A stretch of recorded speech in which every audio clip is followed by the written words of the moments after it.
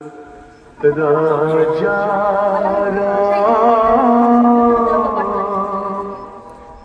पतित पावन सीताराम ईश्वर अल्लाह तेरे नाम सबको सन्मति दे भगवान। बेटा राम, बेटा राम, राम उठो राम। हाँ, कौन हो? मैं मोहनदास करमचंद गांधी हूँ। दास करमचंद गांधी, हाथ महात्मा गांधी। बेटा लोग मुझे इसी नाम से ही पहचानते हैं। बेटा इधर आओ, तुम क्यों उदास लग रहे हो? बात यह है कि कल आजादी का पर्व है और मुझे कल स्कूल में उसके बारे में कुछ बोलना है। क्या बड़ी बात है, आजादी के बारे में कुछ बोल देना। लेकिन बापू, क्या सच में हम आजाद हुए हैं? तू ऐसा क्यों बोल रहा है? चलिए बापू, आपको कुछ दिखाता हूँ। देखिए बापू, उस घर में पापा, मुझ पर थोड़ा रहम करो प्लीज, मुझे आगे पढ़ने दीजिए। मैं आगे पढ़ना चाहती हूँ और डॉक्टर बनना चाहती हूँ।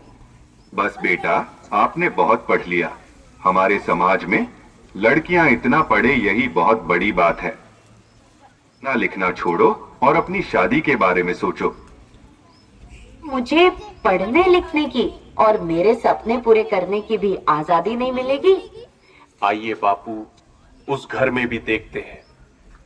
मेहरबानी करके आप यह व्यसन छोड़ दो और घर में भी ध्यान दिया करो। अब हमारे घर में खाने के लिए अनाज का दाना भी नहीं है। सब कुछ मुझे नहीं पता, बस मुझे पैसे दो। मेरा शरीर कांप रहा है और दिमाग काम नहीं कर रहा है। अब जल्दी पैसे दो, मुझे देर हो रही है।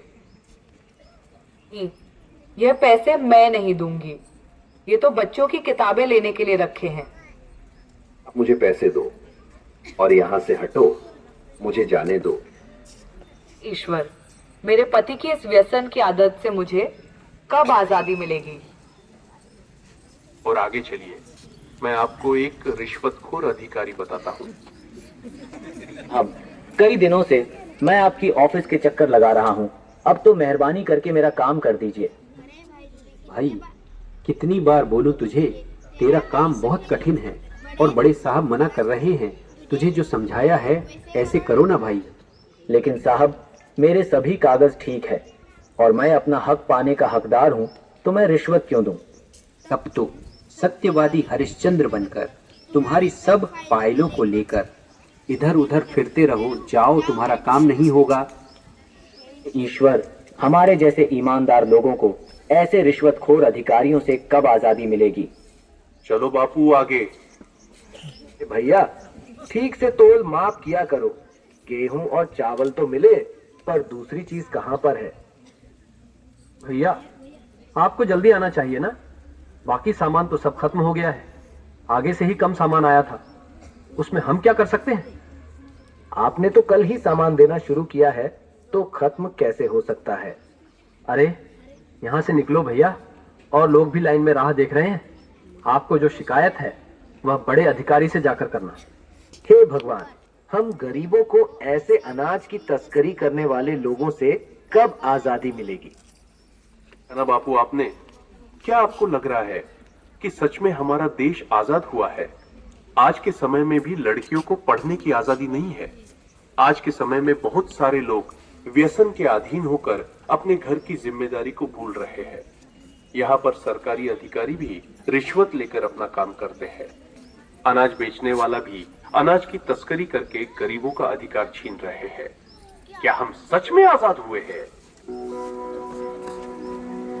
हमें देखनी है आजादी हर हाल में, हमें देखनी है, हमें देखनी है आजादी।